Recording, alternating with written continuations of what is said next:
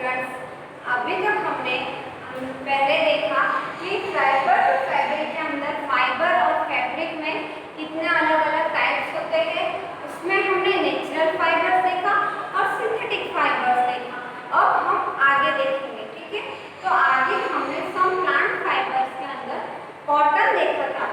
आधा हमने कॉटन देखा था, तो अभी हम फिर से एक बार कॉटन से स्टार्ट करते हैं, ठीक है। तो कॉटन के अंदर हमने क्या देखा था कि हमारे घर पे जो मैट्रेसेस होती है, जो पिलो होती है, वो सब किससे बनी होती है? कॉटन से, ठीक है। अभी जो है नाउ रिसेंट में जो है कुछ पिलोज जो होते हैं वो कॉटन से नहीं पर कुछ और से भी बने होते हैं, पर नेचुरली मोर ओवर कॉटन से बनी होती है, ठीक है। तो कॉटन जो है वो कहाँ ग्रो होता है? तो कॉटन जो है वो फील्ड में ग्रो होता है, ठीक है। कॉटन है वो फील्ड में ग्रो होता है। और कैसे? तो उसमें बॉल लेमन शेप का इतना होता है, वो उससे ग्रो होता है। लेमन शेप का उसका कॉटन बॉल होता है कैसे ग्रो होने के बाद। और उसके पहले जो है कॉटन जब तो क्या कभी तुमने देखा है कि जो पूरा फील्ड होता है कॉटन का, जब उसको कट करने का टाइम आया वो कॉटन को, तो अब देखा है आपने कैसा होता है उसमें?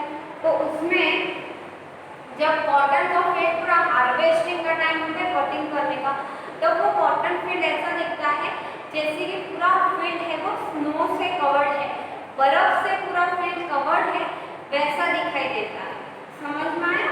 तो वो कैसे होता है कि जब कॉटन का बॉल होता है वो रेडी हो जाता है, फिर उसके बाद वो बर्स्ट वो फट जाता है, और फटने के बाद के साथ उसके अंदर जो है कॉटन, और कॉटन के अंदर ही उसकी सीड्स भी होती है। इस तरीके से होता है कॉटन बॉल वाला पूरा ग्रोथ। और ये जो बॉल होते हैं यूजुअली उनको कैसे वो लोग कट करके कैसे निकालते हैं? तो वो cotton is usually picked by hand, हाथ से निकालते हैं।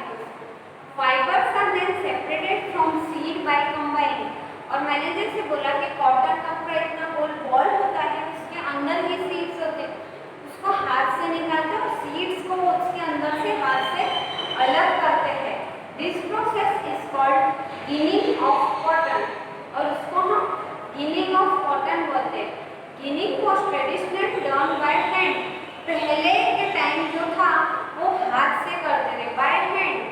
These days machine are also used for ginning. अभी के टाइम में गिनिंग के लिए मशीन्स यूज की जाती है। समझ में आया? कॉटन जो है बॉल लेमन जैसा होता है, लेमन शेप का बॉल होता है, और उसमें क्या होता है? तो वो जो कहाँ ग्रो होता है? जहाँ ब्लैक सॉइल होती है, वार्म क्लाइमेट होता है, वहाँ ग्रो होता है। और वो कॉटन बॉल पूरा इतना लेमन शेप जैसा होता है, साइज का होता है। जब वो मैच्योर फॉर्मेशन में हो जाता है तो वो बॉल जो होता है बर्स्ट के ओपन हो जाता है, and seeds covered with cotton fibres can be seen. और जो उसके अंदर की जो सीड्स होती है कॉटन फाइबर के अंदर, वो हमें दिखाई देती है, ठीक है। और फिर उसमें से हम हाथ से उसको निकाल लेते हैं और सीड्स को सेपरेट कर देते हैं। पहले के टाइम हाथ से होते थे, और अभी जो है मशीन भी आ गई है उसके लिए, और वो प्रोसेस को हम गिनिंग बोलते हैं। अब हम नेक्स्ट देखेंगे जूट। या हमने कॉटन की प्रोसेस देखी, इस तरीके से अब हम जूट की देखेंगे। Jute fibre is obtained from stem of jute plant. Jute fibre जो है हमें जूट प्लांट की स्टेम में से मिलता है। It is cultivated during rainy season, और मोस्टली कब कल्टिवेट करते हैं? रेनी सीजन, बारिश के टाइम में। इन इंडिया, इंडिया में jute is mainly grown in West Bengal, Bihar and Assam. Mainly जो है जूट जो है वो कहाँ ग्रो होता है?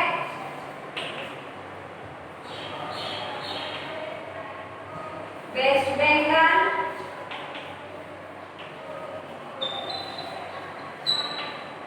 आसाम एंड बिहार।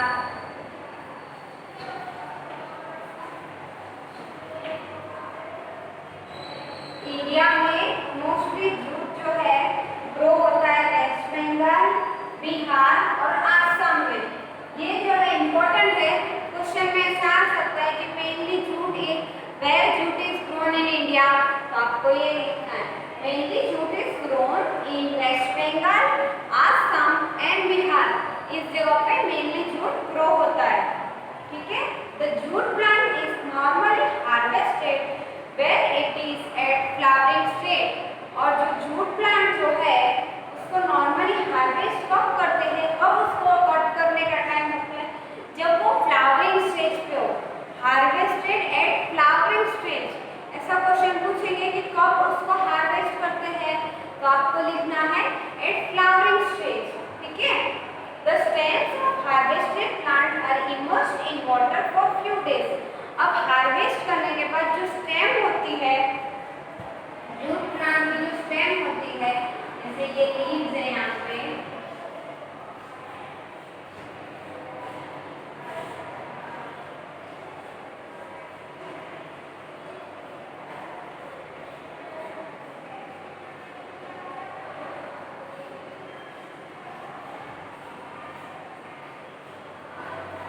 तो ये जो स्टेम होती है, ये स्टेम, इसको क्या करते हैं नॉर्मली हार्वेस्ट करने के बाद, कटिंग करने के बाद ये स्टेम को है वो नॉर्मली पानी के अंदर इमर्स, मतलब पानी में भिगो के पानी में रख देते हैं कुछ टाइम के लिए, कुछ दिन के लिए।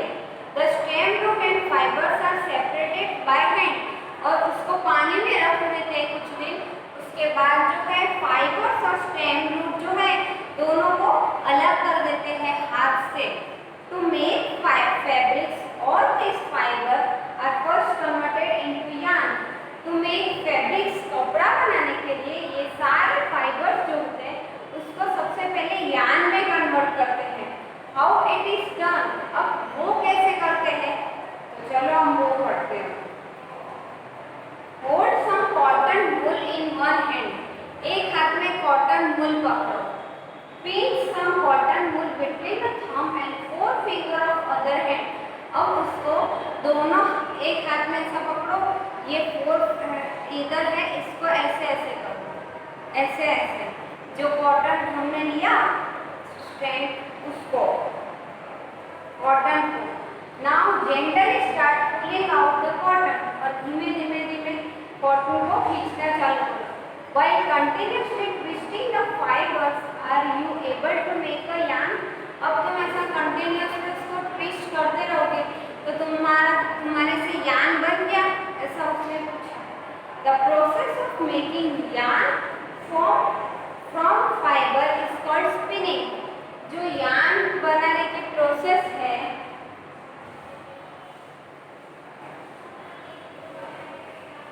जो यार्न बनाने की प्रोसेस है, तो आपको ये नोट डाउन करना है कि the process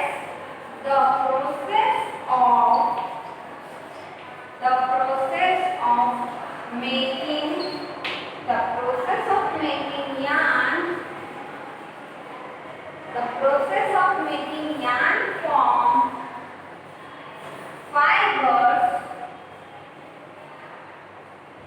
fibers is called spinning.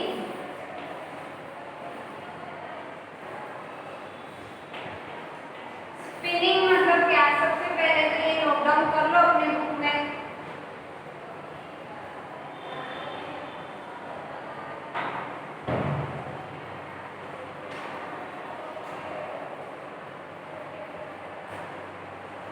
The process of making yarn from fibers is called spinning.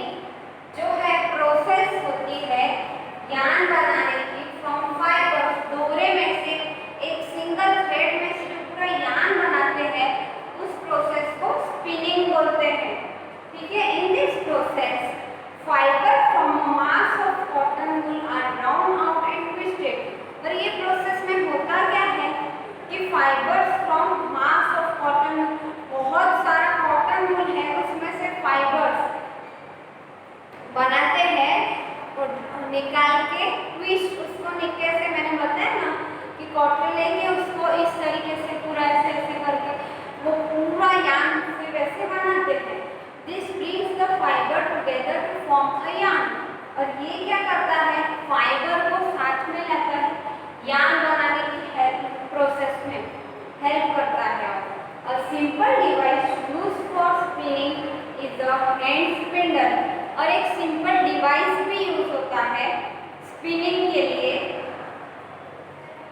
उसको हम बोलेंगे हैंड स्पिंडल कॉल्ड टक्की। ये देखो यहाँ पे इन्होंने फिगर में दिखाया है, इसको बोलते हैं, यहाँ पे लिखा भी है। ये जो डिवाइस है ये डिवाइस यूज होता है, ठीक है, इसको यूज करते हैं स्पिनिंग में। Another hand operated device used for spinning is called चरखा। इसके अलावा दूसरा जो हैंड स्पिनिंग हाथ से बन ऑपरेट करने वाला डिवाइस जो है वो है चरखा। दूसरा जो है चरखा, हमको सबको पता है, वो गांधी जी यूज करते थे वैसा charkha. Use of charkha was popularised by Mahatma Gandhi. Mahatma Gandhi जो है उन्होंने यूज किया था पॉपुलरली, और part of independence movement, independent movement के टाइम ही encourage people to wear clothes made of homespun yarn termed as khadi and shun imported cloth. और उन्होंने क्या बोला कि अपना जो कॉटन से यार्न खुद बनाओ, इसको उन्होंने खादी नाम से बोला था। और उसकी वजह से क्या होगा कि जो ब्रिटेन की मिल्स थी वो सब बंद हो जाए।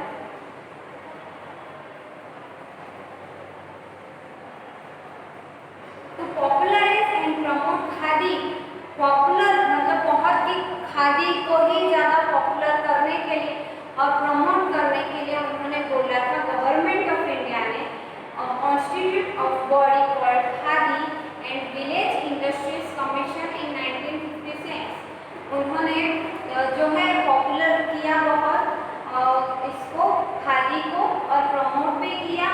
और जो गवर्नमेंट ऑफ इंडिया है कॉन्स्टिट्यूटेड अ बॉडी, उन्होंने बॉडी कॉल्ड खादी, उन्होंने गवर्नमेंट में भी उसको खादी बोला गया था, एंड विलेज इंडस्ट्रीज कमीशन इन 1956। यहाँ पे उन्होंने पॉपुलर करने के लिए गवर्नमेंट में भी एक कमीशन, इंडस्ट्री कमीशन के बारे में बात की गई है। और जो है खादी बहुत उस टाइम उन्होंने बोला यूज करना चाहिए, हमें खुद बनाना चाहिए। Handspun, होमस्पन,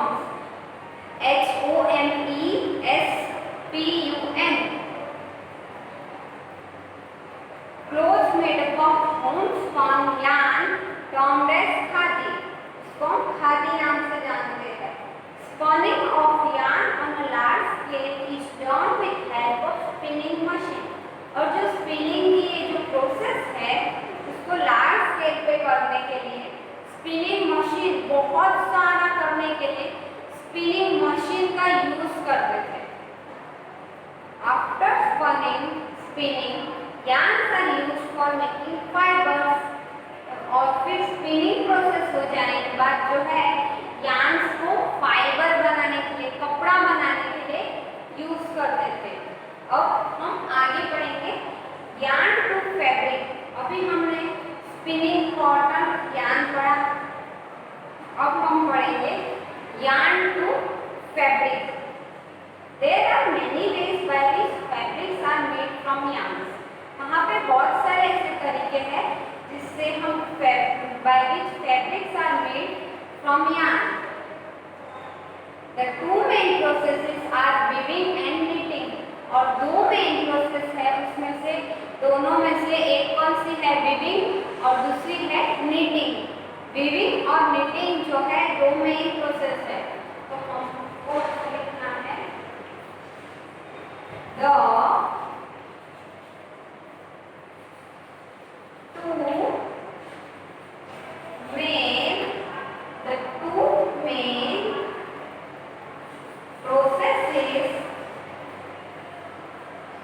the two main processes are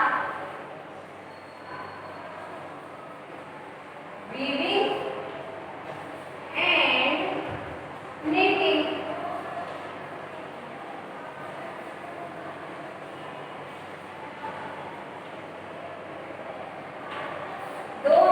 process है, two main processes are weaving and knitting. दो मेन प्रोसेस कौन सी है? वीविंग और नीटिंग की।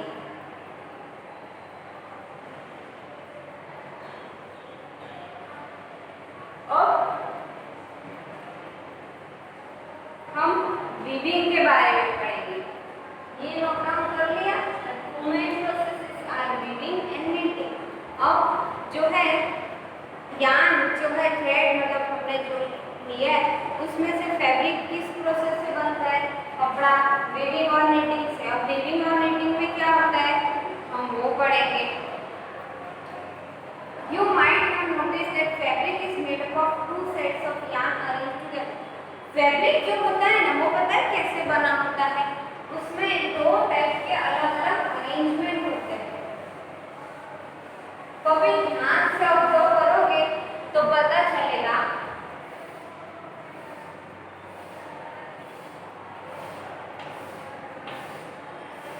ऐसे एक जो लाइन होती है वो पूरी स्ट्रेट होती है और जो दूसरी लाइन होती है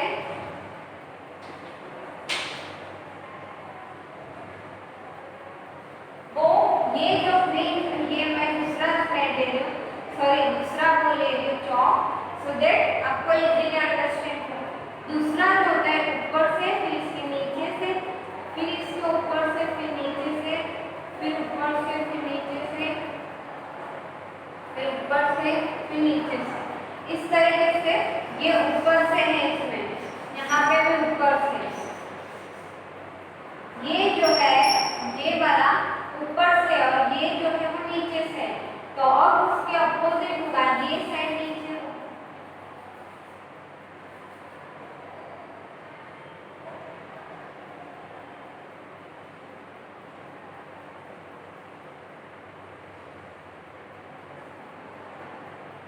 जो होता है ना हमने जो एक पहला लेयर होता है वो एकदम प्लेन होता है थ्रेड का। दूसरा होता है उसमें यहाँ पे पहले ऊपर घुसेगा इसके फिर नीचे जाएगा फिर ऊपर जाएगा। इस तरीके से जो है पूरा ऐसे क्रॉस के फॉर्म में होगा। पहले यहाँ से अगर हम ये ऊपर से जाएगा तो ये नीचे फिर ऊपर, तो कुछ इस तरीके से अरेंजमेंट होती है।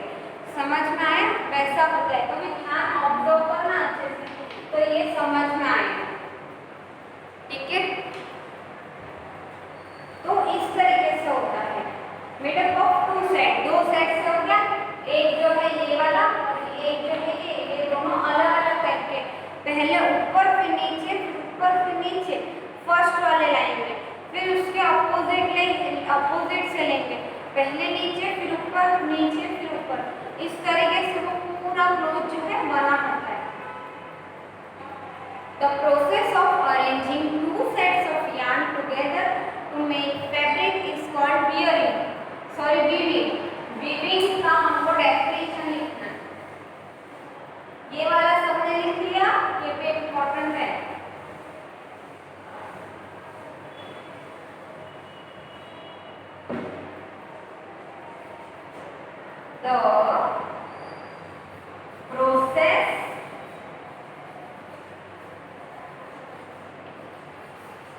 The process of arranging two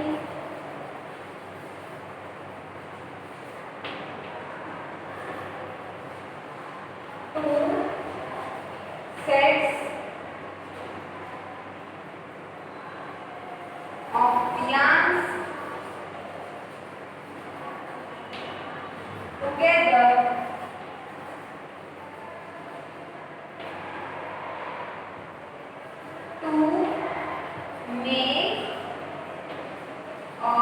to make a fabric is called weaving.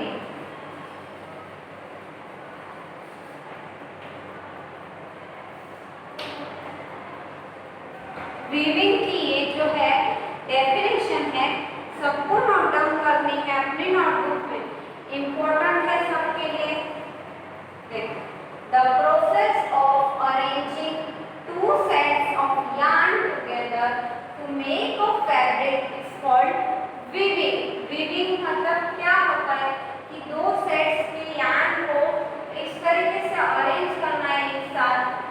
उसको हम वीविंग बोलेंगे और उसमें से हम फैब्रिक कपड़ा बनाते हैं, ठीक है।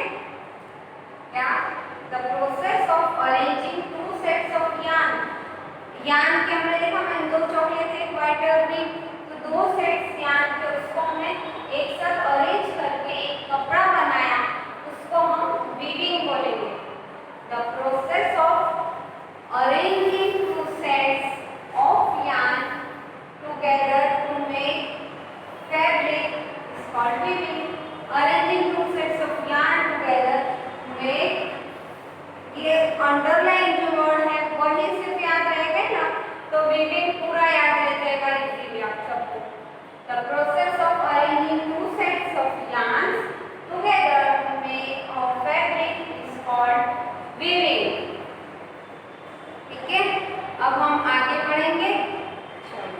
वीविंग क्या होती है, अगर क्वेश्चन पूछा व्हाट इज वीविंग तो एक्सप्लेन वीविंग, तो आपको ये वाली डेफिनेशन लिखनी है, ठीक है। Let us try to view some paper stripes. अब यहाँ पे उन्होंने एग्जाम्पल दिया है पेपर स्ट्राइप के लिए, एक्टिविटी दी है।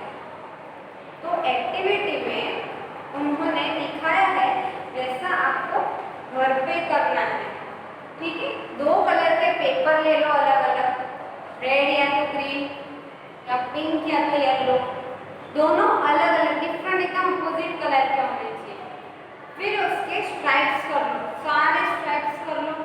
स्ट्राइप्स करने के बाद एक दूसरे में ऐसे डालते जाना, जैसे हमने दिखा है वैसे देखो पेज नंबर 22 पे भी डायग्राम दिखाया है उन्होंने इस तरीके से। ये दिख रहा है, पहला पेपर लिया, दो स्ट्राइप्स बना दिया और उसको इस तरीके से अंदर डालना है, तो ये हमारा कुछ ऐसे बनेगा, ठीक है। तो कुछ ये ऐसी एक्टिविटी है जिससे हम वीविंग करेंगे पेपर स्ट्राइप से, ये आपको घर पे कर सकते हैं, ठीक है। And on other as shown in figure cut both the shades along the dotted line and then unfold them, view the stripe one by one through them. अब किस तरीके से बनाना है उन्होंने यहाँ पूरा अच्छे से एक्सप्लेन किया है, वो आपको घर पे आप कर सकते हो।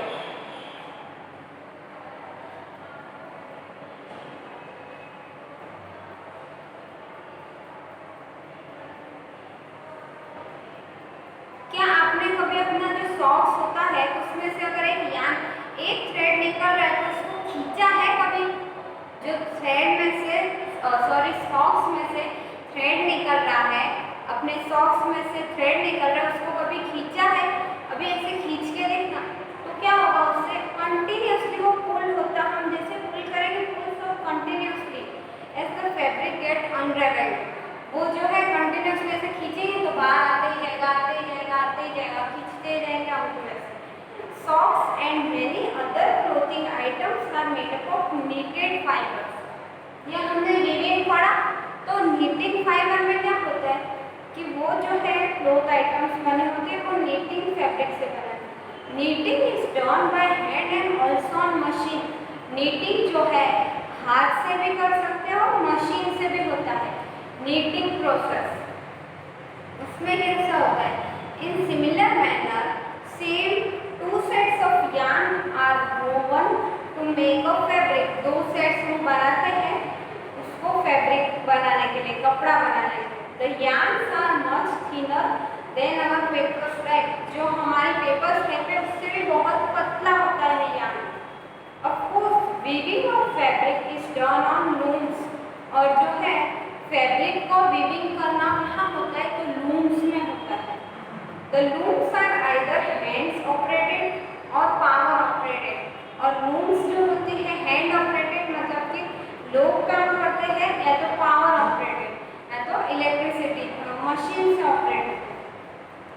अब हम नीटिंग पढ़ेंगे, नीटिंग में होता क्या है, कैसी होती है नीटिंग। वीविंग समझ में आया, अब नीटिंग में have you noticed how sweaters are knitted. Sweaters किस तरीके से वो लोग नीट करते हैं। In knitting a single yarn is used to make a piece of fabric. एक सिंगल यार्न को यूज करते हैं पीस ऑफ फैब्रिक, फैब्रिक का टुकड़ा बनाने, फैब्रिक मतलब क्लॉथ का कपड़ा बनाने के लिए। अगर फुल तो अभी और नीटिंग जो है हैंड से भी करते हैं और मशीन से भी होता है, ठीक है। Weaving and knitting are used for making different kind of fabric. और जो वीविंग और नीटिंग जो है आर यूज्ड, जो दोनों प्रोसेस है वो यूज की जाती है अलग अलग टाइप के फैब्रिक बनाने के लिए। समझ में आया? वीविंग जो है कॉटन के साथ करते हैं, तो नीटिंग जो है वो वुलन क्लोथ्स या तो उनके साथ करते हैं। दोनों अलग अलग टाइप के फैब्रिक के साथ प्रोसेस होते हैं। These fabric are used for variety of clothing items। और ये जो फैब्रिक बनते हैं वीविंग से और नीटिंग से, वो जो है उसके फैब्रिक बनाते हैं, वो फैब्रिक अलग अलग टाइप्स के क्लॉथ आइटम्स बनाने में यूज होते हैं। जरूरी नहीं कि सब में से एक ही टाइप का क्लॉथ बनता है, सब बहुत डिफरेंट टाइप्स ऑफ क्लॉथ बनते हैं।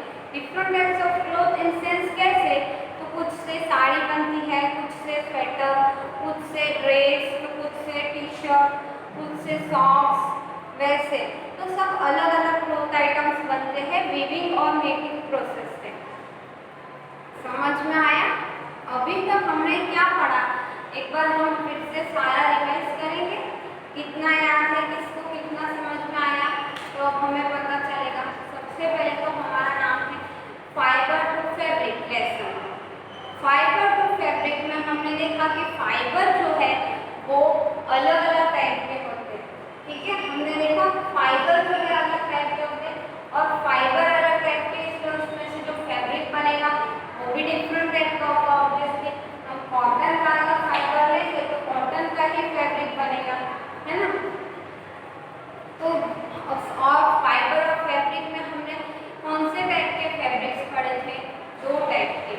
कौन से? नेचुरल और सिंथेटिक पढ़ा था हमने। नेचुरल फाइबर्स और सिंथेटिक फाइबर। नेचुरल फाइबर्स में क्या था कि प्लांट और एनिमल से जो मिलते हैं हमें फाइबर्स, उनको हम क्या बोलते हैं?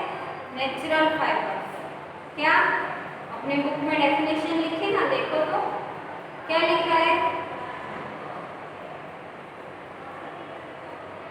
प्लांट और एनिमल में से जो भी फैब्रिक बनते हैं या तो हम उन्हें क्या बोलते हैं? Natural fibres. या तो प्लांट या एनिमल में से जो ऑब्टेन होने वाले फाइबर्स हैं उनको हम नेचुरल फाइबर्स बोलेंगे, ठीक है। जैसे कि कॉटन और वुल, कॉटन और जूट, ये क्या है? प्लांट में से ऑब्टेन होते हैं। एनिमल में से वुल, सिल्क, वो एनिमल में से। तो प्लांट और एनिमल में से ऑब्टेन होने वाले फाइबर्स को हम नेचुरल फाइबर्स बोलेंगे। और दूसरा फाइबर कौन सा था? Synthetic fibre. सिंथेटिक फाइबर में क्या था? तो जो हमें नेचुरली नहीं बनते, केमिकल सब्सटेंसेस में से बनते हैं, उनको हम सिंथेटिक फाइबर बोलते हैं। एग्जाम्पल में कौन से थे?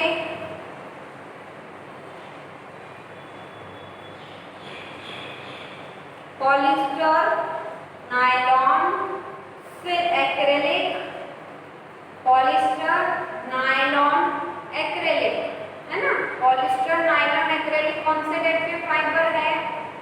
सिंथेटिक फाइबर है। सिंथेटिक फाइबर जो है केमिकल सब्सटेंसेस में से बनते हैं और वो हमें प्लांट या तो एनिमल में से नहीं मिलते, उनको हम सिंथेटिक फाइबर्स बोलते हैं। समझ में आ गया? डिफरेंस क्या होता है? नेचुरल मतलब नेचुरली ऑब्टेन होता है, नेचुरल चीजों से, उनको हम नेचुरल फाइबर्स बोलते हैं।